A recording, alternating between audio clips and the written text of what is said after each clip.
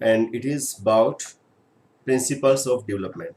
देखिए हमारा जो सिलेबस है, अगर आप देखें सीडीपी का जो सिलेबस रहेगा, उसमें जो सबसे पहली चीज है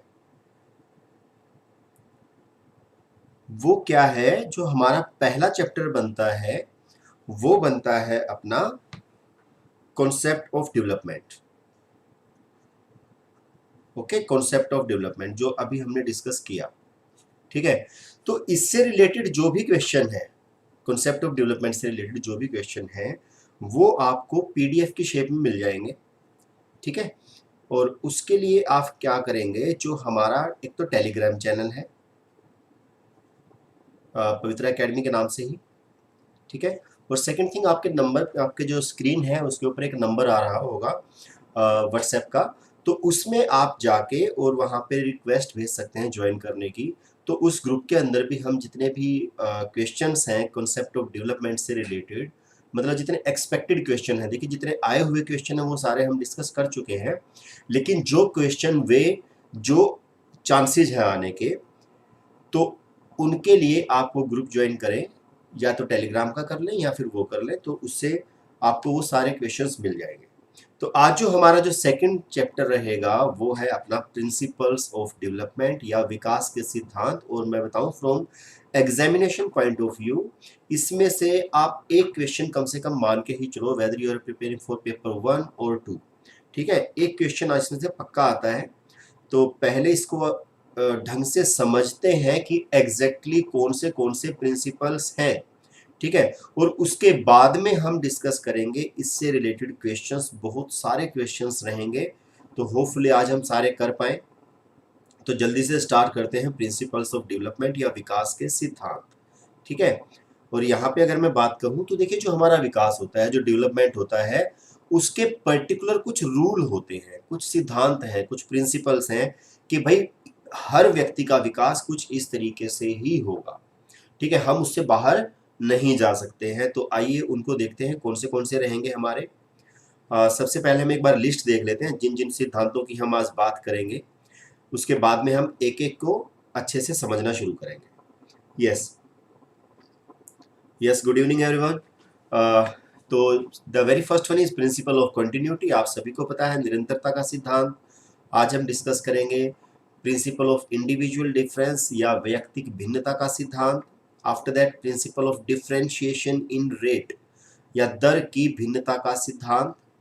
after that principle of uniform pattern, समान प्रतिमान या एक रूपता का सिद्धांत। और देखिए ये जो सिद्धांत है फोर्थ वन, इसी के अंदर दो और हमारे सिद्धांत आ जाते हैं जो कि एग्जामिनेशन पॉइंट ऑफ व्यू से बहुत ज्यादा इंपॉर्टेंट है। डीएसएसबी में, सीटेट में इसमें से कई बार क्वेश्चन बन चुके हैं। After that principle of general to specific response, और यू कैन से सामान्य से विशिष्ट की ओर या विशेष की ओर का सिद्धांत। After that principle of whole to parts, ठीक है। ये एक हमारा प्रिंसिपल रहता कि पूर्ण से भाग की तरफ।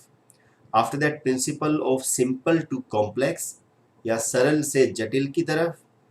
उसके बाद principle of gross to fine motor skills. देखिए कल हमने डिस्कस किया क्या कि ग्रोस मोटर स्किल्स कौन सी हैं, फाइन मोटर स्किल्स कौन सी हैं। तो उसका भी एक सिद्धांत रहेगा कि पहले ग्रोस मोटर स्किल्स होंगी, उसके बाद में फाइन मोटर स्किल्स होंगी। After that principle of heteronomy to autonomy या हम कहेंगे प्रायत्तता से स्वायत्तता का सिद्धांत। उसके बाद प्रिंसिपल ऑफ इंटीग्रेशन या एकीकरण का सिद्धांत। After that principle of inter relation, परस्पर संबंध का सिद्धांत या इसको हम अंतर संबंध का सिद्धांत भी कह सकते हैं।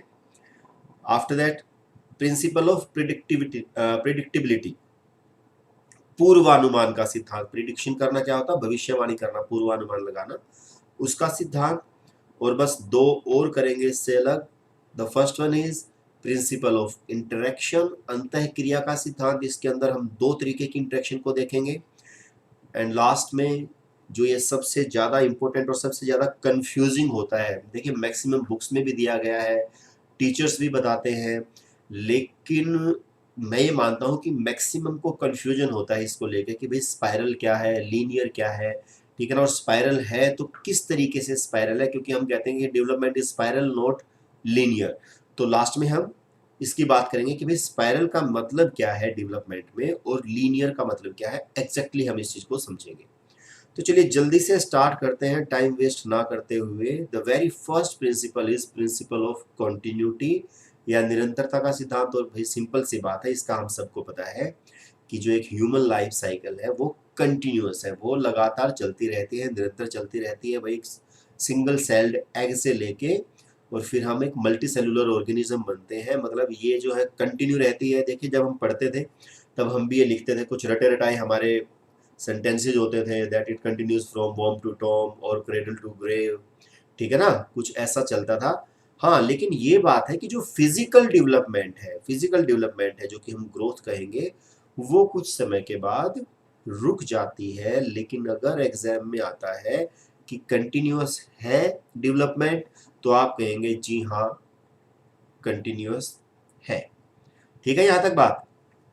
तो देखिए कई चीजें हमें पता होते हुए भी अनजान बनना पड़ता है, तो आपको ये पता होना चाहिए। ठीक है, आगे चलते हैं।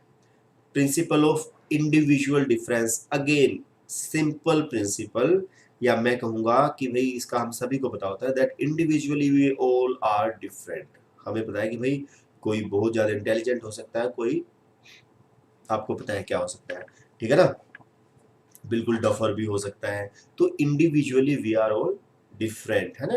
Development is individual specific and it is different from individual to individual. हर इंडिविजुअल की जो डेवलपमेंट है वो अपने अलग अलग तरीके से होती है, हमें पता है इस बात का। ठीक है, तो अब अगर हम यहाँ पे देखें तो बीइंग ए टीचर, इसके ऊपर क्वेश्चन भी बन चुका है, बीइंग ए टीचर हमें हर किसी के इंडिविजुअलिटी का रिस्पेक्ट करना चाहिए। ठीक है ना, टीचर को पता होना चाहिए कि भाई सभी स्टूडेंट्स एक जैसे नहीं होते हैं, हम कंपेयर कर ही नहीं सकते कि भाई उसके इतने अच्छे मार्क्स आ रहे हैं तो तेरे क्यों नहीं आ रहे हैं। ठीक है, तो हमें इंडिविजुअलिटी को ध्यान में रखना पड़ेगा कि भाई हर किसी का डेवलपमेंट जो होता है वो डिफरेंट तरीके से होता है, अलग अलग फील्ड में होता है। तो प्रिंसिपल ऑफ इंडिविजुअल डिफरेंस रहेगा। आफ्टर दैट देखिए एक बात आती है प्रिंसिपल ऑफ डिफरेंट रेट या दर की भिन्नता का सिद्धांत। अब ये दर की भिन्नता से मतलब क्या है? इससे मतलब है कि जो हमारा अंदर जो डिफरेंस होते हैं, जो डेवलपमेंट होती है वो दो तरीके से होती है। एक होती है इंटर इंडिविजुअल और एक डिफरेंसेस होते हैं इंट्रा इंडिविजुअल। ठीक है, जैसे कि मैं कहूंगा इंटर, इंटर का मतलब क्या होता है? एक का कंपैरिजन दूसरे से। यहाँ पर इस चीज को समझना है कि जब हम एक व्यक्ति को दूसरे से कंपेयर करते हैं तो हम इंटर इंडिविजुअल डिफरेंसेस देख रहे हैं। क्लियर है यहाँ तक? लेकिन अगर हम एक ही व्यक्ति के डेवलपमेंट को देख रहे हैं, जैसे कि मैं कहूंगा कि हमने देखा कि भाई जब गर्भावस्था होती है सबसे ज़्यादा डेवलपमेंट होती है, उससे थोड़ी सी कम हो जाती है हमारी इन्फेंसी स्टेज में, उससे फिर और थोड़ी कम हो जाती है हमारी अर्ली चाइल्डहुड में, फिर बिल्कुल कम हो जाती है हमारी लेटर चाइल्डहुड में, और फिर से एडल्सेंस में एकदम से उसके अंदर एक उछाल आता है। किसमें? ग्रोथ में, यू कैन से फिजिकल डेवलपमेंट में उछाल आता है। तो एक इंडिविजुअल की भी जो ग्रोथ की जो रेट है या यू कैन से डेवलपमेंट की जो रेट है वो एक समान नहीं रहती है। ठीक है ना, हम ये नहीं कह सकते कि वो एक ही समान कर्व से बढ़ती रहेगी with the increase in age. जैसे जैसे एज बढ़ेगी वैसे वैसे हमारी डेवलपमेंट भी होती रहेगी। यस, बिल्कुल सही बात है वर्षा मैम। इंट्रा का मतलब होता है एक ही व्यक्ति का, ठीक है ना, अपने आप से। ठीक है, जैसे कि आपको पता है कि भाई मैं कहूंगा कि विराट कोहली इंटरनेशनल प्लेयर है ना। इंटरनेशनल मतलब दूसरे देशों के साथ खेलने वाला। और अगर विराट कोहली इंटरनेशनल प्लेयर होता तो वो खेल रहा होता दिल्ली की तरफ से झारखंड के साथ। ठीक है ना, इंट्रानेशनल मतलब एक ही देश के अंदर। तो इंटर और इंट्रा में होपफुली आपको फर्क पता चल गया होगा। अंतर वैयक्तिक और अंतः वैयक्तिक या अंतरा वैयक्तिक भी इसको कई बार बोल दिया जाता है।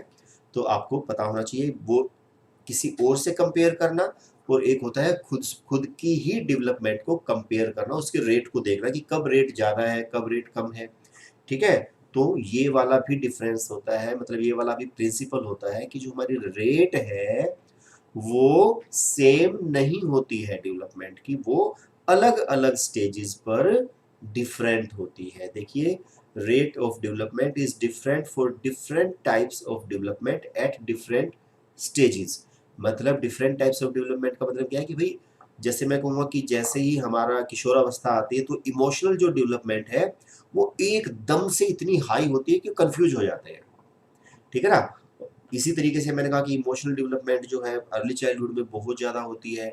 उससे पहले जो हमारा इन्फेंसी था उसके अंदर इमोशनल डेवलपमेंट थी ही नहीं, ठीक है। तो मतलब इसकी जो रेट है वो एक जैसी नहीं है, वो भी घटती बढ़ती रहती है, ठीक है।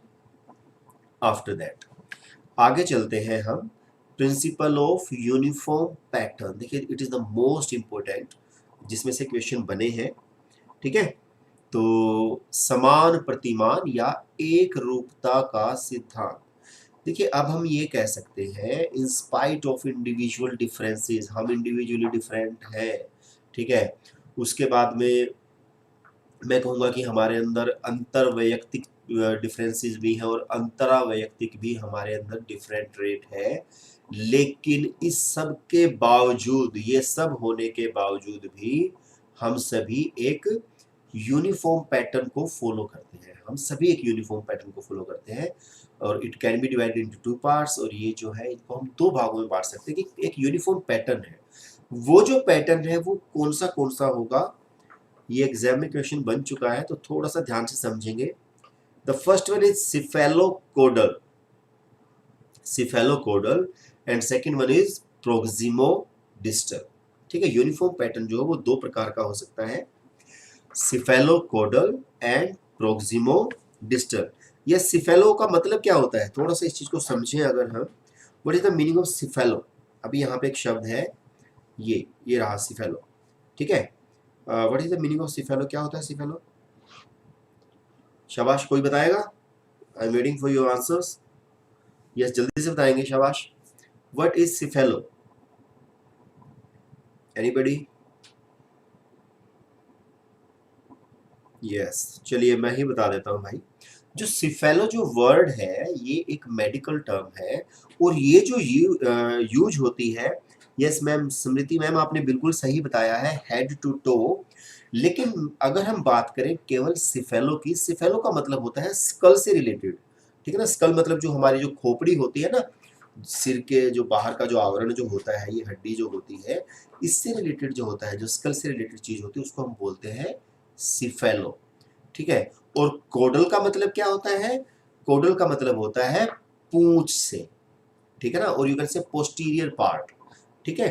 तो ये वहीं से शब्द उठाए गए हैं, सिफेलो कोडल। मतलब कहने का ये है कि सिफेलो सिर और कोडल पूंछ, तो मतलब हमारा जो डेवलपमेंट होता है वो सिर से पूंछ, अब इंसानों की पूंछ तो होती नहीं है, ठीक है, तो हम क्या कहेंगे, सिर से पैर की तरफ, ठीक है। यस, हाँ, डिलीट क्यों किया उर्वशी?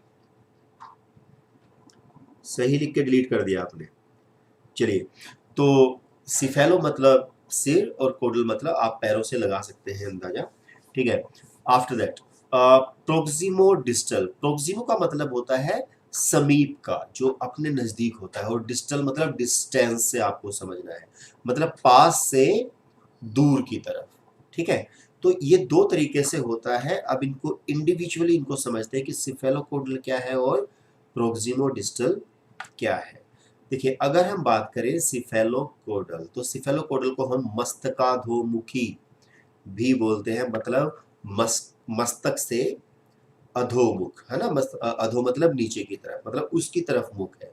मतलब पहले जो हमारी डेवलपमेंट होगी, जैसे कि आप इस पिक्चर में भी देख पा रहे हैं, वो होगी सिर की तरफ, और उसके बाद जाएगी नीचे की तरफ, मतलब पैरों की तरफ। चल पड़ भाई, क्या हो गया? सिर से पैर की तरफ।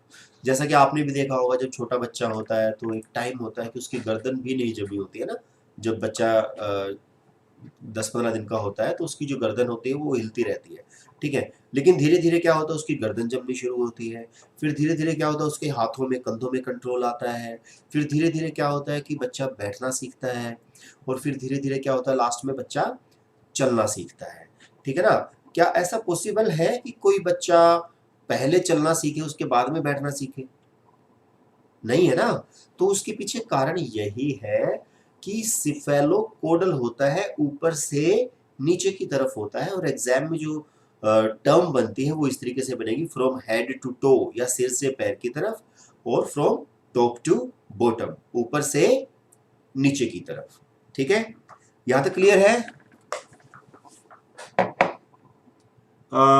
वर्षा कौशिक, मैम अगर कोई कंफ्यूजन है तो बताइए। आपने लिखा है नो सर।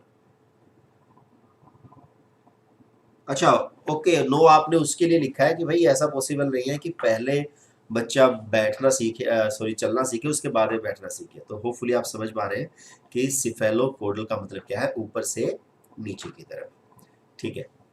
आफ्टर दैट अगर हम बात करें second type of uniform pattern की, इट इज प्रोक्सिमो डिस्टल या समीप दूराभिमुख, समीप से दूर की तरफ, ठीक है, पास से दूर की तरफ का एक सिद्धांत होता है।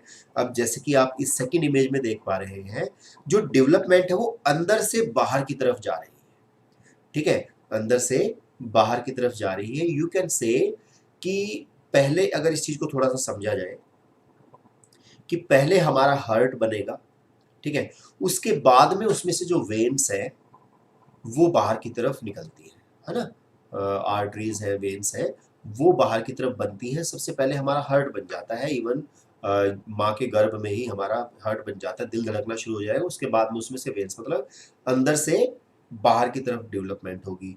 या मैं कहूँगा कि एक सिंपल सी बात से आपको समझना है कि जब छोटा बच्चा होता है वो किसी भी चीज़ को सारी उंगलियों से पकड़ता है ना, पूरे हाथ से ऐसे करके पकड़ता है किसी भी चीज़ को, लेकिन धीरे धीरे जब उसकी डेवलपमेंट होती है तो बाद में वो चीज़ों को ऐसे ऐसे ऐसे ऐसे ऐसे पकड़ना शुरू कर देता है। मतलब उसका कंट्रोल यहाँ पर, मतलब सेंटर में पहले आया है और बाहर की तरफ बाद में आया है। तो होपफुली आप समझ सकते हैं कि इसको क्या कहा गया है, फ्रॉम सेंटर टू पेरिफ्री, ठीक है, फ्रॉम सेंटर टू पेरिफ्री, या यू कैन से केंद्र से परिधि की तरफ, या हम कहेंगे फ्रॉम इनसाइड टू आउटसाइड, या अंदर से बाहर की तरफ, ठीक है ना।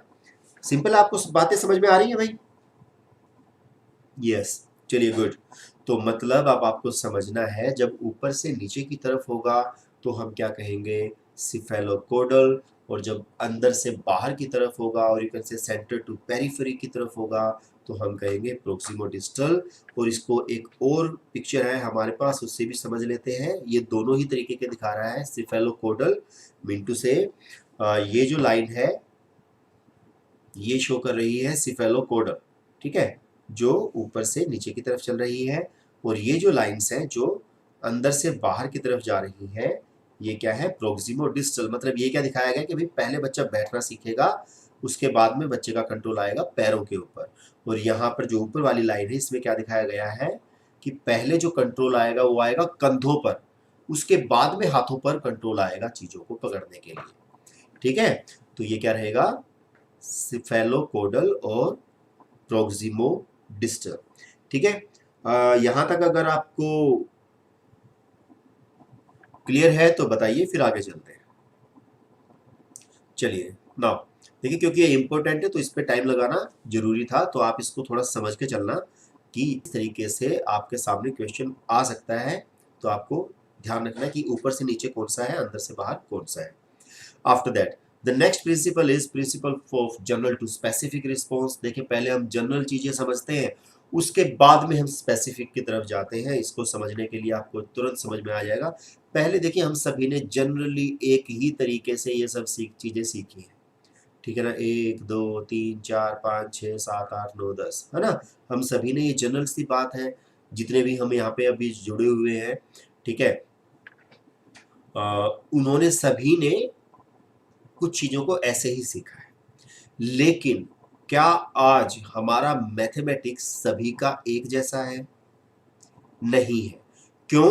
क्योंकि जो जनरल चीजें थी वो हम पहले सीखते हैं, उसके बाद में हम स्पेसिफिक की तरफ जाते हैं। जैसे मैं कहूँगा कि 8 तक जो है सिलेबस सबका सेम रहता है, लेकिन उसके बाद में जब हम जाते हैं आगे 11th-12th में, ग्रेजुएशन में, पोस्ट ग्रेजुएशन में, तब हमारे सब्जेक्ट्स स्पेसिफिक हो जाते हैं। मतलब पहले हम जनरल चीजें सीखते हैं, उसके बाद में हम स्पेसिफिक चीजों पे जाते हैं।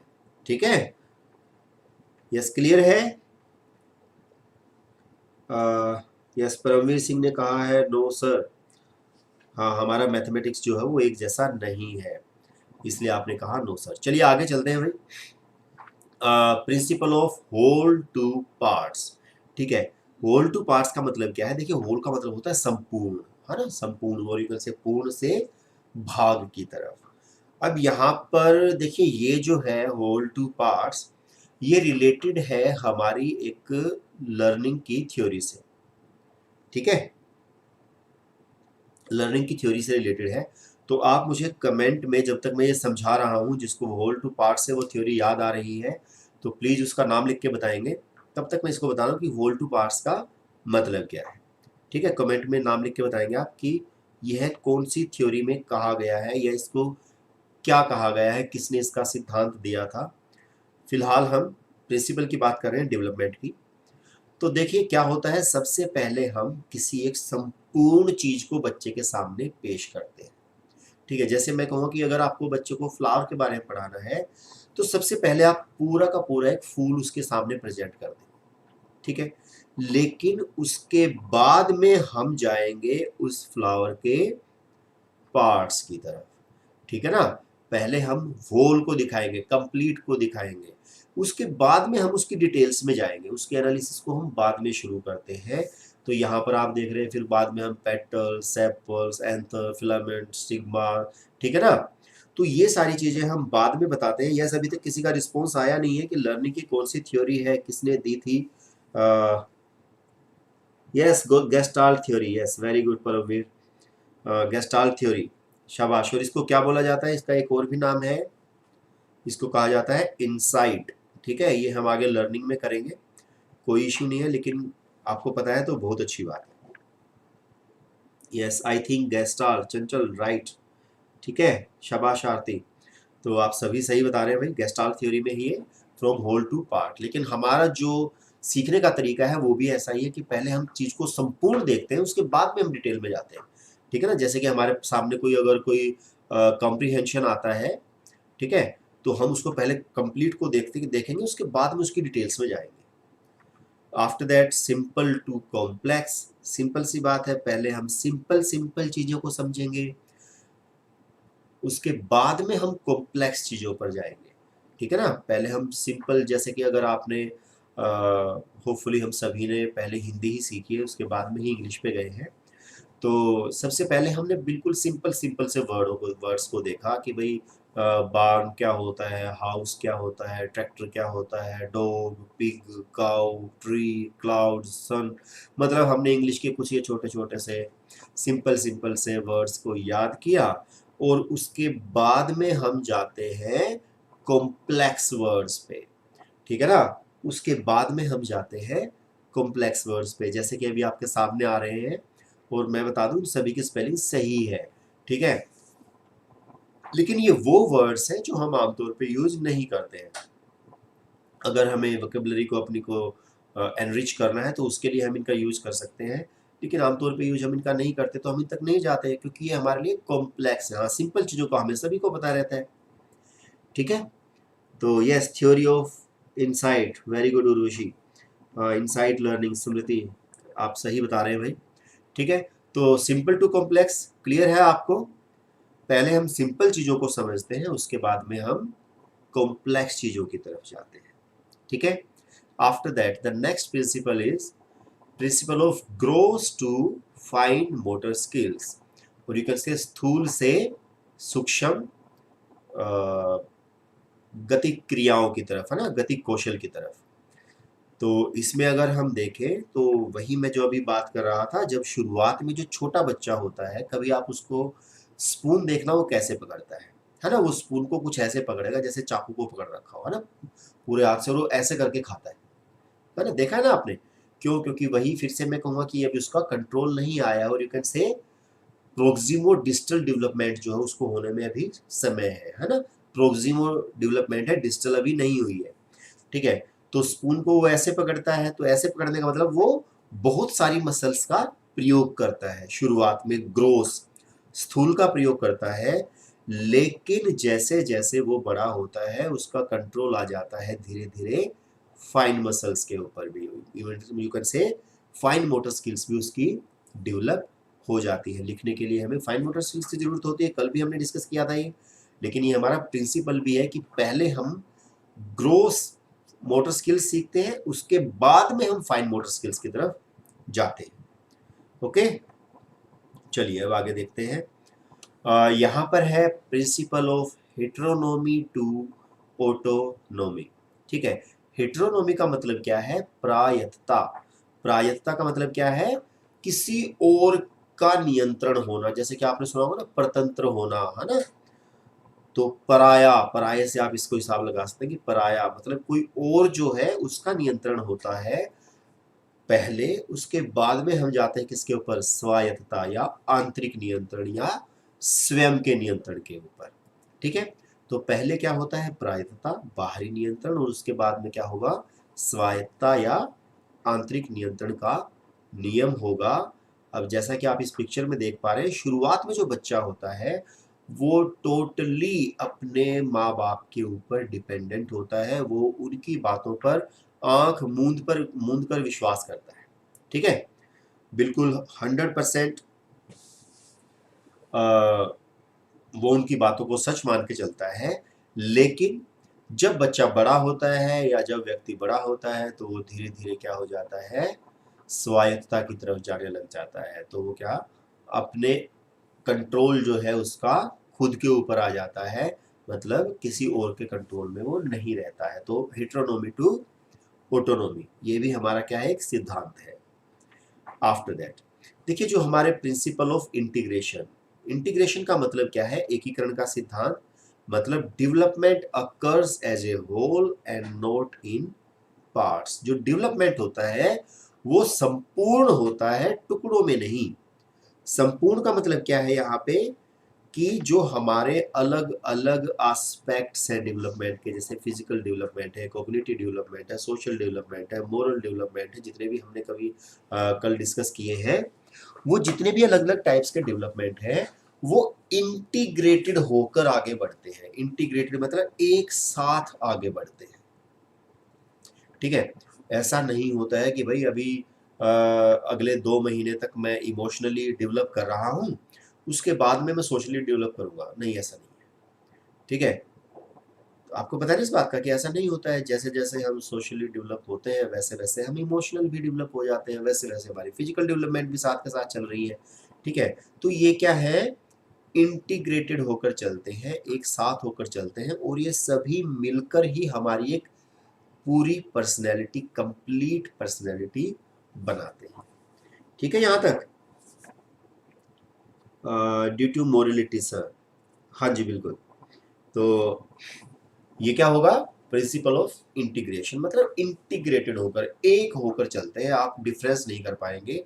कुछ चीज़ें आपको यही नहीं समझ में आएगी कि ये मोरलिटी से रिलेटेड है या सोशल, इसके पीछे रीजन क्या है। सोशल डेवलपमेंट की वजह से हमारा मोरल डेवलपमेंट हो रहा है ना। मोरल डेवलपमेंट किसकी वजह से हो रहा है? हमारा इंटेलेक्चुअल डेवलपमेंट की वजह से हो रहा है। मतलब ये सारे इंटीग्रेटेड होकर चलते हैं, एक साथ चलते हैं। अब देखिए, इसी चीज से रिलेटेड, लेकिन इसको हम एक अलग वे से कहेंगे, एक अलग एंगल से कहेंगे, वो होगा हमारा नेक्स्ट टाइप ऑफ डेवलपमेंट, वो होगा प्रिंसिपल ऑफ इंटर रिलेशन या परस्पर संबंध का सिद्धांत। अब प्रिंसिपल ऑफ इंटर रिलेशन या परस्पर संबंध का सिद्धांत क्या कहता है? कि ये जो हमारे अलग अलग टाइप्स हैं डेवलपमेंट के, जो हमने कल डिस्कस किए, ठीक है, वो सभी के सभी इंटर रिलेटेड है। इंटर रिलेटेड मतलब कि दो, सभी के सभी आपस में संबंधित है, एक का प्रभाव दूसरे पर पड़ेगा, ठीक है। जैसे कि इसको एक सिस्टम से समझते हैं, एक सिचुएशन से समझते हैं कि all types of development are interrelated, अंतर संबंधित होते हैं। मान लो एक बच्चा है, वो फिजिकली भी बहुत ज़्यादा अच्छा डेवलप्ड है, इंटेलेक्चुअली भी डेवलप्ड है, मोरली डेवलप्ड है, इकोनॉमिकली डेवलप है, इमोशनली डेवलप्ड है, हर तरीके से सोशली जितने भी हमने देखे हैं डेवलपमेंट, उन सभी में वो अव्वल है, बेस्ट है, मान के चलिए, ठीक है ना। लेकिन इस बच्चे के साथ कुछ कुछ बहुत बड़ी मिस हैपनिंग हो जाती है, ठीक है ना, कुछ बहुत ज़्यादा बड़ी मिस हैपनिंग होती है। तो वहां पर क्या असर पड़ेगा, कौन सी डेवलपमेंट के ऊपर असर पड़ेगा, इमोशनल डेवलपमेंट के ऊपर। मतलब इमोशनली एकदम से, सपोज वो इमोशनली डिस्टर्ब हो जाता है, कुछ बहुत बड़ी दुर्घटना होती है उसकी लाइफ में जिससे वो इमोशनली डिस्टर्ब हो गया है, ठीक है। तो अब आप पाएंगे कि ये बच्चा केवल इमोशनली ही लॉस में नहीं जाएगा, बल्कि जो इसकी फिजिकल डेवलपमेंट है वो भी हैम्पर करेगी, कोग्निटिव डेवलपमेंट है वो भी हैम्पर करेगी। देखिए हम ज़्यादा चिंता करते हैं तो हमारा जो कोग्निटिव डेवलपमेंट है, संज्ञानात्मक विकास, और यू कैन से इंटेलेक्चुअल डेवलपमेंट है, उसके ऊपर भी असर पड़ता है। वहीं पर अगर ये इमोशनली अगर वीक हो गया है तो भाई सामाजिक इसकी जो डेवलपमेंट है वो भी रुक जाएगी, नैतिक डेवलपमेंट भी रुक जाएगी। अगर हम समाज में नहीं जाएंगे तो हमारे अंदर नैतिकता नहीं आ सकती, ठीक है। लैंग्वेज डेवलपमेंट भी, मतलब ये बोलने में भी थोड़ा सा हिचकिचाने लग जाएगा, ठीक है, क्योंकि इमोशनली स्टेबल नहीं है। और गतिक विकास भी आपने देखा ना कि बंदा ढीला ढीला सा हो जाता है ना, तो वो क्या है, मोटर डेवलपमेंट पे भी असर पड़ेगा। तो मतलब कहने का ये है कि एक डेवलपमेंट में अगर कहीं पे कुछ गड़बड़ आ जाती है तो उसकी वजह से सभी के ऊपर असर पड़ता है। और वही इसका हम उल्टा भी कर सकते हैं कि यदि हम किसी एक डेवलपमेंट में बहुत अच्छे हो जाते हैं तो वो भी दूसरों के ऊपर असर डालना शुरू कर देती है। तो प्रिंसिपल ऑफ इंटर रिलेशन का मतलब ये है कि ये जितने भी टाइप्स ऑफ डेवलपमेंट हैं ये इंडिविजुअल नहीं है, ये इंटर रिलेटेड है, एक का असर दूसरे के ऊपर पड़ेगा ही पड़ेगा, ठीक है ना। जैसे कि मैं कहूँ कि मान लो कोई एमआर है ना, मतलब मेंटली रिटार्डेड पर्सन है, तो आप ये देखेंगे कि उसकी फिजिकल डेवलपमेंट में भी कहीं ना कहीं को आपको कुछ गड़बड़ नजर आ जाएगी, उसके चलने फिरने में, है ना, उसके देखने के तरीके में, ठीक है। और कोग्निटिव डेवलपमेंट में तो है ही है, इमोशनली वो बहुत ज़्यादा अनस्टेबल रहते हैं, है ना, सोशली उनको कोई नहीं जानता है अपने घर से गली से बाहर, ठीक है ना, मोरल तो होता ही नहीं है वो। लैंग्वेज भी आपको पता है कि भाई गिनी चुनी रहती है, और मोटर डेवलपमेंट आपको पता है कि भाई साइकिल स्कूटर चलाना उनके बस की नहीं होता है। तो मतलब कहने का कि एक तरीके की डेवलपमेंट और सभी तरीके की डेवलपमेंट्स को इफेक्ट करती है। यहां तक आपको क्लियर है?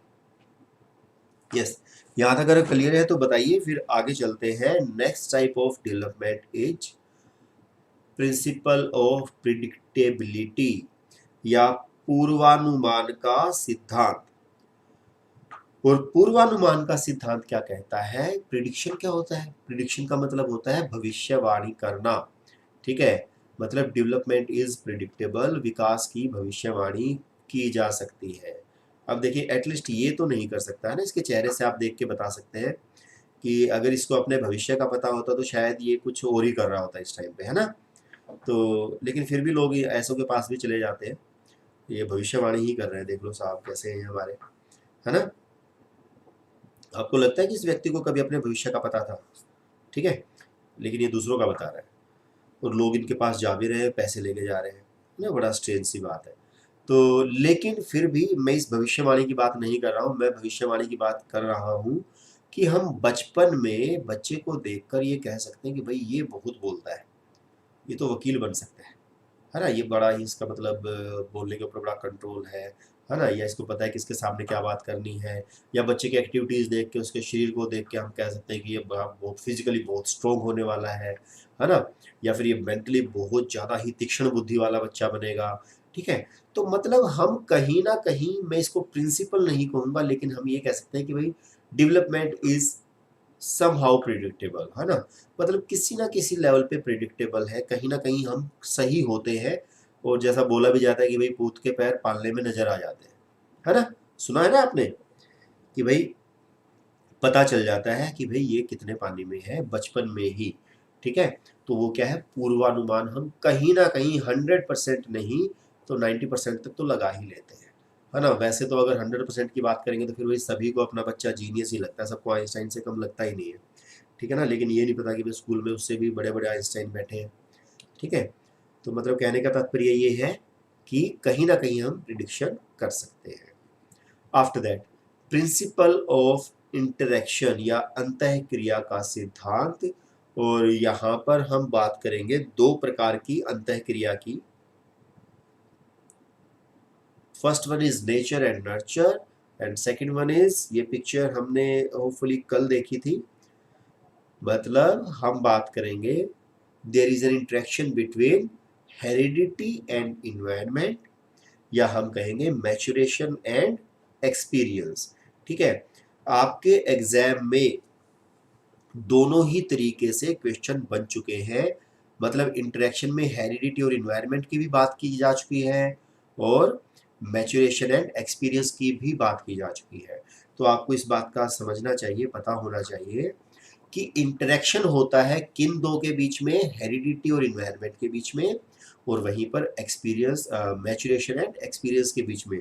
और अगर आप थोड़ा सा रिलेट कर पा रहे हैं तो जो हमने कल डिस्कस किया था, जो मैच्योरिटी है, जो मैच्योरेशन है, वो कहीं ना कहीं हेरिडिटी का पार्ट है ना, हमने कल डिस्कस किया था।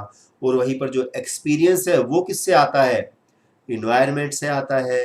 तो ये कहीं ना कहीं इंटर रिलेटेड टर्म्स है, लेकिन आपको दोनों को समझना है कि मैच्योरेशन आएगा तो उसके साथ में एक्सपीरियंस आना चाहिए, और हेरिडिटी के साथ में तो इन्वायरमेंट आता ही आता है। ठीक है, तो इन दोनों के बीच में इंटरेक्शन होता है, और उसी इंटरेक्शन का परिणाम होता है हमारी डेवलपमेंट। ठीक है, हमारी डेवलपमेंट पे इन दोनों ही चीजों का बड़ा असर होता है। आफ्टर दैट, देखिए अब बात करते हैं development is spiral not linear. जो डेवलपमेंट होता है वो स्पाइरल होता है, लीनियर नहीं होता है। सबसे पहले देखते हैं लीनियर का क्या मतलब है। ये होता है जी लीनियर, लीनियर मतलब एक लाइन में। ठीक है, मतलब डेवलपमेंट कभी भी ऐसा नहीं होता कि भाई नीचे से ऊपर वो सीधा एक लाइन में चल रहा है। ठीक है, ना तो वो ऐसा होता है और ना ही डेवलपमेंट कुछ ऐसा होता है। अगर आप कहेंगे जी डेवलपमेंट तो ऐसा होता है, ये भी लीनियर है और ये भी लीनियर है, इन दोनों में से कोई भी नहीं होता है, बल्कि वो क्या होता है, स्पाइरल होता है। स्पाइरल मतलब कैसा होगा, ऐसा होगा, ऐसे ऐसे घूम घूम के घूम घूम के घूम घूम के घूम घूम के ऊपर तक जाएगा। ठीक है, यस। आप में से कोई बता सकता है कि भाई स्पाइरल का यहाँ पर मतलब क्या है, कि हमारा जो डेवलपमेंट होता है वो स्पाइरल किस तरीके से होगा। यस, एनीबॉडी, हम किस तरीके से कह सकते हैं डेवलपमेंट स्पाइरल होता है, लीनियर नहीं होता है। लीनियर का मतलब तो ये कि भाई हमने आज कुछ सीखा, उसी के बेस पे हमने फिर कल कुछ सीखा, उसके बेस पे हमने परसों कुछ सीखा, है ना, क्यूमुलेटिव टाइप में जो होता है। ठीक है, लेकिन यहाँ पे क्या कहा गया कि स्पाइरल है, ऐसे चलेगा नीचे से ऊपर की तरफ। ठीक है जी, स्पाइरल चलेगा। तो उसका मतलब क्या है, यस एनीबॉडी, शाबाश, बताने की कोशिश करें अगर आप बता पा रहे हैं तो। स्पाइरल और लीनियर में क्या डिफरेंस है, या किसको हम स्पाइरल कहेंगे, किसको हम लीनियर कहेंगे। Sir because speed of development varies, speed of development varies. चलिए ठीक है उर्वशी, आपने सही कहा, चेंज होते हैं। चलिए वेरीज वही बात आ रही है। देखिए मैं यहाँ पर एक बात कहूँगा आपको कि हमें थोड़ा सा एक अलग एंगल से सोचना चाहिए इस चीज को, इन स्पाइरल। ठीक है, देखिए मैं एक बात कहूँगा कि स्पाइरल का मतलब क्या है। स्पाइरल का मतलब ये है कि मान के चलो कि हमने इस स्टेज पर, यहाँ पर इस स्टेज पर हमने बच्चे को सिखाया A for apple, B for ball, C for cat, है ना, डी फॉर डॉग, जो भी है। ठीक है, यहाँ आप सिंपल मान के चलेंगे कि यहाँ पर हमने बच्चे को अल्फाबेट सिखा दिए, है ना, A B C D E F G H I J K L M N O P. ठीक है ना, तो ऐसा नहीं है कि हमने आज उसको अल्फाबेट सिखाए हैं और कल हम उसको वर्ड सिखाना शुरू कर देंगे। क्या ऐसा है, क्या ऐसा है कि आज हमने उनको अल्फाबेट सिखा दिए, कल हम उनको वर्ड सिखाना शुरू कर देंगे। ऐसा नहीं होता है। क्या होगा, एक पहले मैं देख लेता हूँ स्मृति ने क्या कहा है। सर ये कह सकते हैं कि एक स्टेज पर जब डेवलपमेंट फास्ट होता है तो फिर स्लो होता है। यस स्मृति, आप बिल्कुल सही तो नहीं कह सकते, लेकिन हाँ आप काफ़ी कुछ सही कह रहे हैं, है ना। लेकिन इसको थोड़ा समझते हैं कि देखिए, आज हमने बच्चे को अल्फ़ाबेट सिखाए, ठीक है? लेकिन ऐसा नहीं कि उसी के बिहाफ़ पे हम अगले दिन कुछ और नया सिखा देंगे, नहीं। हमने आज अल्फ़ाबेट सिखाए हैं तो हम क्या करेंगे कि बेटा देखो अल्फ़ाबेट आते हैं इसको, जाओ बेटा पापा को बता के आओ, जाओ बेटा अंकल है अंकल को सुनाओ, जाओ बेटा दीवार को सुनाओ, भैया को सुनाओ, है ना? पत्थर को सुनाओ, हर एक को। मतलब कहने का ये कि उसकी जो जिस लेवल पे वो है, उसी लेवल पे उसको हम रखते हैं, आगे नहीं बढ़ते हैं, ठीक है? कुछ समय तक हम उसी लेवल पे देखिए जैसे कि एक स्पाइरल होता है, स्प्रिंग जैसे होता है, वो क्या होता है कि एक थोड़ा-सा ऊपर बढ़ता है फिर उसी लेवल पे रहता है। फिर हल्के से धीरे से उसी को बिहाव बना के, उसी को बेस बना के फिर एक अगले लेवल पे चला जाता है। तो मैं कहूँगा कि अगर बच्चे ने यहाँ पर सीखा है अल्फ़ाबेट्स को, तो वो क्या करेगा यहाँ से इसी लेवल पे रहेगा, इसी के पैरेलल चलेगा और फिर धीरे से आगे चला जाएगा। यहाँ पर वो क्या सीखना शुरू करेगा, सिंपल वर्ड सीखना शुरू करेगा, ठीक है? फिर इसी लेवल पे थोड़ा-सा धीरे से चलेगा और हल्का-सा इसी बेस के ऊपर वो आके हल्के-फुल्के छोटे-मोटे सेंटेंसेस पे आ जाएगा, ठीक है? मतलब कहने का ये है कि वो एक ही लेवल पे रहकर पूरा एक चक्कर लगाएगा, फिर आगे जाके वो नेक्स्ट लेवल पे चला जाएगा, फिर एक पूरा चक्कर लगाएगा, फिर नेक्स्ट लेवल पे चला जाएगा। मतलब वो एक स्पाइरल शेप में चल रहा है, वो सीधा नहीं चल रहा है। वो एक नई चीज़ सीखता है, चीज़ को समझिए, बच्चे को हमने गिनती सिखा दी 10 तक, ठीक है जी? 1 2 3 4 5 6 7 8 9 10, लेकिन ऐसा नहीं कि हम उसको अगले ही दिन 11 सिखाना शुरू कर देंगे, नहीं। हम उसको क्या करेंगे, उसको 1 2 3 4 5 6 7 8 9 10 तब तक उसको वही रटवाते रहेंगे, मतलब उसी लेवल पर रखेंगे जब तक हमें ये लगेगा कि हाँ, अब ये पूरा सीख चुका है। और जैसे ही जब हमें लगेगा कि हाँ, ये पूरा सीख चुका है, तुरंत हम अगली स्टेज पे ले आएँगे। 11 12 13 14 15 16, ठीक है? जब हमें लगेगा कि हाँ, अब ये इस लेवल पे आ चुका है, फिर हम धीरे से अगली स्टेज पे चले जाएँगे। तो मतलब बिल्कुल सीधे नहीं जाते हैं, एक चीज़ पे आते हैं, एक लेवल पे आते हैं, उसको पक्का करते हैं, फिर उसी के बिहाफ़ पे ऊपर जाते हैं। फिर उसको पक्का करेंगे, फिर उसके बिहाफ़ पे ऊपर जाएँगे, फिर उसको पक्का करेंगे, फिर उसके बिहाफ़ पर ऊपर जाएँगे, ठीक है? तो इस तरीके से चलता है हमारा डेवलपमेंट।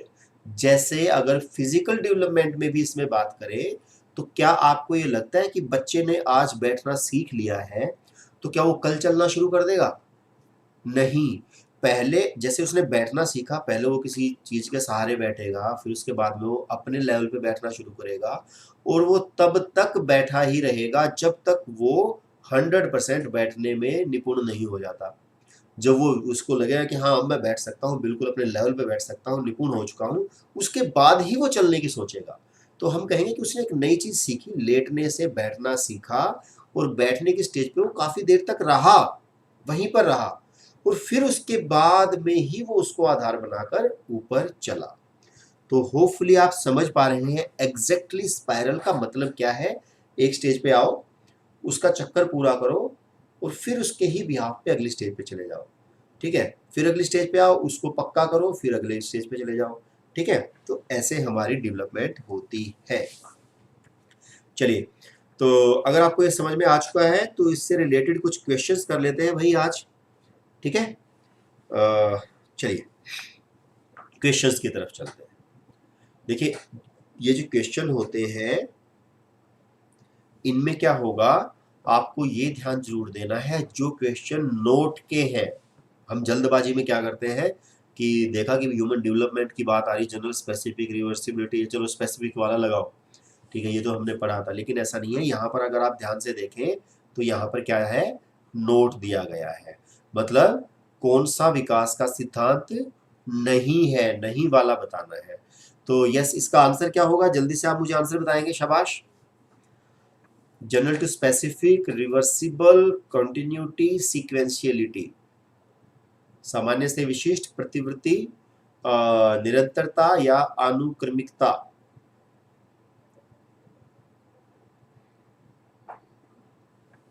यस, बताएंगे जल्दी से, what will be the answer.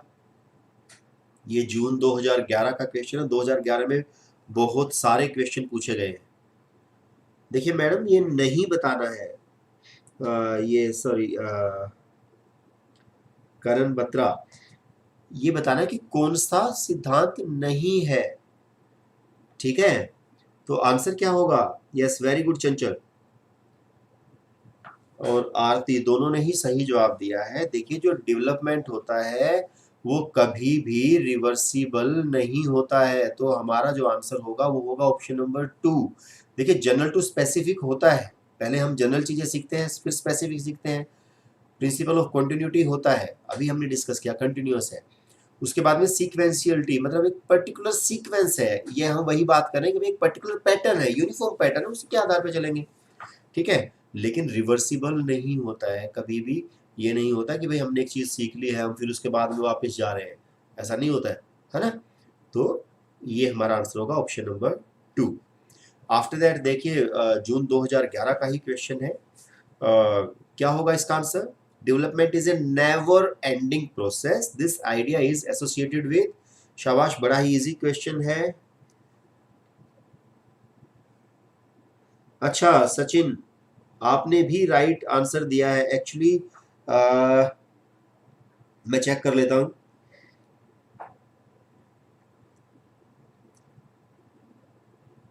Yes yes yes, 2 दिया है, स्मृति ने भी 2 बताया है। हाँ जी बिल्कुल बिल्कुल बिल्कुल, मैं आपका नाम वहां पे नहीं देख पाया था। यस, इसका आंसर क्या होगा? शाबाश, जल्दी से बताएंगे। Never ending process is related to, बड़ा ही इजी क्वेश्चन है, अभी हमने डिस्कस किया, प्रिंसिपल ऑफ कंटिन्यूटी, ठीक है ना, निरंतरता के सिद्धांत से रिलेटेड है। आफ्टर दैट अगर हम बात करें, individual learners differ from each other in, ठीक है, एक दूसरे से भिन्न होते हैं, बड़ा ही इजी क्वेश्चन है। क्या रहेगा? विकास क्रम, सामान्य क्षमता, सिद्धांतों में, विकास की दर में। देखिए होगा तो सभी में, ठीक है, डिफरेंट तो सभी में है, ठीक है ना, डेवलपमेंट के सीक्वेंस में, ठीक है, या कैपेसिटी में, ठीक है, लेकिन जो इन सबको ही इंक्लूड कर रहा है वो है हमारा ऑप्शन नंबर 3। वृद्धि एक दूसरे से नहीं, सिद्धांतों में भिन्न नहीं होंगे, क्रम, सॉरी ये का आंसर नहीं रहेगा, विकास की दर में। आपका होगा option number 4 is the right one. देखिए सिद्धांत तो हम सभी सेम ही सिद्धांत फॉलो करते हैं, है ना, मतलब ये सही जवाब है कि विकास की जो दर होती है हमारी वो डिफरेंट डिफरेंट होती है, कोई किसी टाइम पे बढ़ता है कोई किसी टाइम पे बढ़ता है, तो हमारा आंसर होगा ऑप्शन नंबर 4, ठीक है, इस चीज में हम भिन्न होते हैं। आफ्टर दैट, निम्न में से कौन सा विकास का सिद्धांत है? शाबाश, जल्दी से बताएंगे।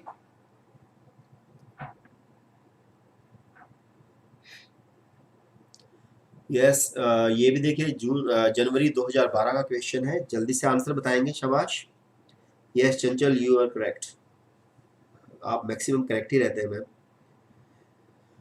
तो यस, इसका आंसर बताएंगे, जनवरी 2012 का क्वेश्चन। हर साल हर पेपर में इसके ऊपर क्वेश्चन बनता है, तो यस, वेरी गुड करण।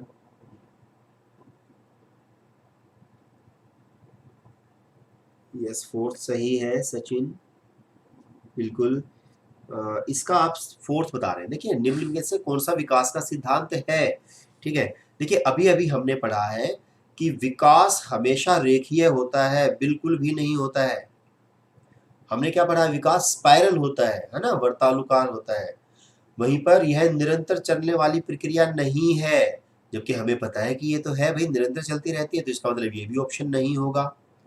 इसको अगर देखें, विकास की सभी प्रक्रियाएं अंतर संबंधित नहीं है, हमें पता है कि भाई सभी प्रक्रियाएं अंतर संबंधित है, अभी हमने देखा कि इंटररिलेटेड है सभी। और अगर हम फर्स्ट ऑप्शन देखें तो विकास सभी की विकास दर समान नहीं होती है, बिल्कुल सही बात है भाई, हर एक बच्चे की विकास दर समान नहीं होती है, we all are individually different, ठीक है। तो इसका जो आंसर होगा वो होगा ऑप्शन नंबर 1। यस, हाय, कौन है भाई ये? शाहबाद और सत्संग, चलिए, शाहबाद से मेरे स्टूडेंट है कोई। एक्चुअली मैं पहले शाहबाद में असिस्टेंट प्रोफेसर था कॉलेज में, तो वहाँ के स्टूडेंट भी कनेक्ट हो गए हैं। चलिए, आपको देख के बड़ा अच्छा लगा भाई। ये जो हमारा है इंटरनेट जो है इससे हम दूर दूर तक पहुंच रहे हैं, बड़ा अच्छा लग रहा है ये देख के ना पुराने स्टूडेंट्स को। चलिए नेक्स्ट क्वेश्चन देखते हैं। The statement an important pre condition for the proper development of a child is ensuring his her healthy physical development. बच्चे के उचित विकास को सुनिश्चित करने के लिए उसका स्वस्थ शारीरिक विकास एक महत्वपूर्ण पूर्व आवश्यकता है। यह कथन, यस आंसर बताएंगे इसका कौन सा रहेगा। अगेन पेपर 2 2011 का क्वेश्चन है।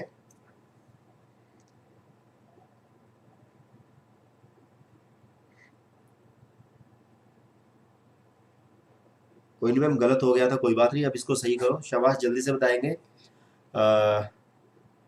उचित विकास को सुनिश्चित करने के लिए स्वस्थ शारीरिक विकास का एक महत्वपूर्ण पूर्व आवश्यकता है। क्या होगा आंसर? यस, बिल्कुल सही बात है, आपका आंसर होगा ऑप्शन नंबर 2, क्योंकि ये बात सही है। सही क्यों है? जैसे कि अभी हमने डिस्कस किया, विकास के सभी पक्ष, सभी डोमेन्स एक दूसरे से इंटर रिलेटेड है, अंतः संबंधित है। यदि आपका शारीरिक विकास सही नहीं है, ये सपोज कोई बीमार है, वो हमेशा बीमार ही रहता है, तो क्या वो सोशली डेवलप हो सकता है? क्या वो मेंटली डेवलप हो पाएगा? ढंग से नहीं हो सकता है। तो इनका एक दूसरे के ऊपर असर पड़ता है, तो हमारा आंसर होगा ऑप्शन नंबर 2। चलिए आगे चलते हैं। सीमा हर पाठ को बहुत जल्दी सीख लेती है और लीना ज़्यादा समय लेती है। कौन से सिद्धांत को दिखा रहा है? जल्दी से बताएंगे, शाबाश। इजी क्वेश्चन अगेन, 2012 में आया है, हम 2019 तक आएंगे, चिंता मत करना, टाइम कम है, जल्दी से आंसर बताते चले आएंगे। क्या होगा इसका? कौन सा सिद्धांत होगा? शाबाश।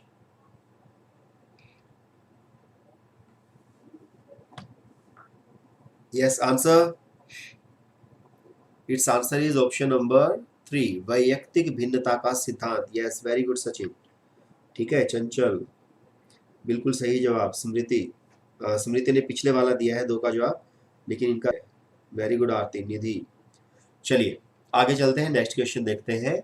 ये 2014 का क्वेश्चन है, पेपर 2। पाया कि विद्यार्थी डायमंड का चित्र बनाने में कठिनाई अनुभव करेगा अगर उसको पढ़ लीजिए आप जल्दी से। वर्ग बनाने में कठिनाई है तो डायमंड बनाने में भी कठिनाई आएगी। तो किस सिद्धांत के पर आधारित होकर उसने यह अनुमान लगाया? कौन सा सिद्धांत होगा?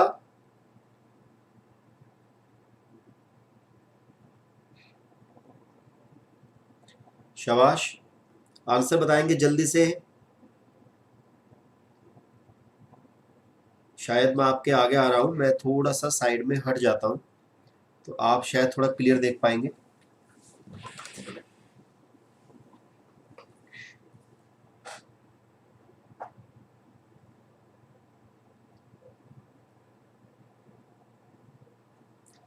Yes, is it visible now? Answer बताएंगे जल्दी से। मैंने भी सही दिया। यस, वेरी गुड सचिन, आप सही ही जवाब देते हैं भाई। ठीक है, तो यस, इसका आंसर बताएंगे जल्दी से भाई। इस क्वेश्चन का इसका आंसर होगा, देखिए एक सिंपल सी बात को समझना है कि बच्चे को वर्ग बनाने में कठिनाई आ रही है। ठीक है,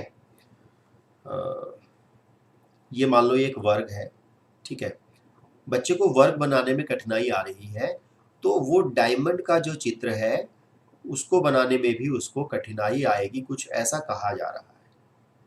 ठीक है, तो ये बनाने में भी प्रॉब्लम आएगी। क्यों? क्योंकि वो एक सिंपल चीज नहीं बना रहा है।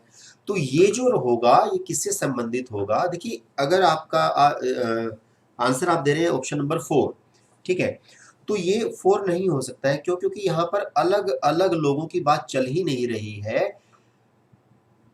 एक ही, ठीक है ना, विद्यार्थी वर्ग बनाने में कठिनाई अनुभव कर रहा है। मतलब यहाँ पर अलग अलग लोगों की बात नहीं चल रही कि वर्ग बनाने में, अगर वर्ग नहीं बना पा रहा है तो वो डायमंड नहीं बना पाएंगे। उसके पीछे कारण क्या है? क्योंकि विकास एक व्यवस्थित क्रम में होने की प्रवृत्ति से संबंध है। पहले हम सिंपल चीजें सीखते हैं। देखिए, हमने अभी देखा कि सिंपल टू कॉम्प्लेक्स, है ना। आप ये बताइए कि वर्ग बनाना सिंपल है या डायमंड बनाना सिंपल है? ठीक है ना। अगर आप एक सिंपल चीज नहीं बना पा रहे हैं तो आप एक कॉम्प्लेक्स चीज कैसे बनाएंगे। तो क्या है, एक व्यवस्थित क्रम से बढ़ता है, tends to follow an orderly sequence. पहले हम सिंपल सिंपल चीजें सीखते हैं, जैसे बच्चों को भी भाई पहले हम क्या सिखाएंगे, स्लीपिंग लाइन सिखाते हैं, है ना, फिर स्टैंडिंग लाइन सिखाते हैं, है ना, फिर स्लैंट लाइन सिखाते हैं। तो वो क्या है, पहले सिंपल चीजें सिखाएंगे, उसके बाद में हम कॉम्प्लेक्स चीजों पर जाएंगे, मतलब उसके बाद में फिर हम उसको क्या सिखाएंगे, कर्व सिखाना शुरू कर देंगे। ठीक है, तो वो क्या होगा, व्यवस्थित क्रम में होगा। तो इसका आंसर होगा ऑप्शन नंबर 1। तो ये थोड़े ट्रिकी क्वेश्चन हो जाते हैं, हमें ध्यान से समझना चाहिए। आगे चलते हैं।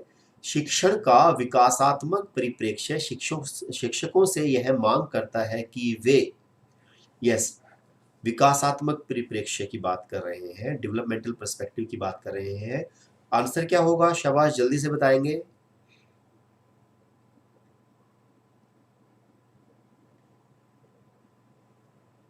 देखिए मैं आपको बताता हूं, थोड़ा सा अगर चीजों को समझें, कि जहां पर यह आ जाए ना केवल संज्ञानात्मक पक्ष, ये हमारा ऑप्शन कभी भी सही नहीं हो सकता। ये तो है ही नहीं, इसको तो आंख बंद करके हम काट सकते हैं। आफ्टर दैट, विभिन्न विकासात्मक अवस्था वाले बच्चों के साथ समान रूप से व्यवहार करें। ठीक है, उसके बाद कठोर अनुशासन जहां पर भी आएगा, ये भी हमारा ऑप्शन कभी भी सही नहीं होगा। ठीक है, सेकंड देखते हैं, विकासात्मक कार्यों के ज्ञान के अनुसार अनुदेशन युक्तियों का अनुकूलन करें, adapt instructional strategies based on the knowledge of developmental factors. ठीक है, अब इसमें देखिए 2 सही होगा या 3 सही होगा, जल्दी से बताएंगे। Adapt instructional strategies based on the knowledge of developmental factors, या treat children in different developmental stages in an equitable manner. देखिए अब एक चीज को समझना है कि समान रूप से व्यवहार करें, जब हमारे बच्चे विभिन्न विकासात्मक अवस्थाओं में है, ठीक है, तो हम समान रूप से व्यवहार कैसे कर सकते हैं। आप चीज को समझिए कि अगर आपके पास बच्चे प्राइमरी सेक्शन के भी हैं, ठीक है, और हायर सेक्शन के भी हैं, तो क्या आप समान रूप से व्यवहार करेंगे उनके साथ, ठीक है ना। समान रूप से नहीं करेंगे, हमें बच्चे के अकॉर्डिंग चलना है। तो यहाँ पर क्या होगा, विकासात्मक कार्यों कारकों के ज्ञान के अनुसार अनुदेशन युक्तियों का अनुकूलन करें, हमें उसके साथ अडेप्ट करना है ना, हमें बच्चों के अकॉर्डिंग अडेप्ट करना है। तो हमारा आंसर ऑप्शन नंबर 2 है। प्लीज इसे करेक्ट करेंगे। सर इंग्लिश में 2 ही सही लग रहा है, 2 ही सही है। तो आप थोड़ा सा, है ना, जो ट्रिकी क्वेश्चन होते हैं इनको देख के चलेंगे, ये कई बार हमारा नुकसान कर देते हैं एग्जाम में। ठीक है, नेक्स्ट चलते हैं। बड़ा ही सिंपल है भाई, डेवलपमेंट प्रोसीड्स फ्रॉम, शाबाश, जल्दी से आंसर बताएंगे। वेरी गुड, जल्दी से देखिए, मैं बता देता हूँ फटाफट फटाफट। जटिल से कठिन नहीं होगा। ठीक है, जटिल से कठिन क्या होता है, जटिल और कठिन एक ही तो बात है। ठीक है, 2015 का क्वेश्चन है ये। विशिष्ट से सामान्य नहीं होगा, सामान्य से विशिष्ट होता है, हमने देखा। साधारण से आसान, साधारण से आसान क्या होता है, कुछ भी नहीं, दोनों एक ही चीजें हैं। तो ये भी नहीं होगा। ये हमारा आंसर है क्या, सामान्य से विशिष्ट, जनरल टू स्पेसिफिक, अभी अभी हमने देखा। यस, ऑप्शन नंबर 1 सभी का सही है। Very good. चलिए, आफ्टर दैट अगेन सितंबर 2015 का क्वेश्चन है, निम्नलिखित में कौन सा बाल विकास का एक सिद्धांत नहीं है। अगेन ध्यान से देखेंगे कि नहीं है वाला। सभी विकास एक क्रम का पालन करते हैं, क्षेत्र महत्वपूर्ण है, परिपक्वन और अनुभव की अंतःक्रिया का परिणाम होते हैं, विकास अधिगम एक समान गति से आगे बढ़ते हैं। यस, चलिए देखिए, आज का जो टाइम है वो हो चुका है।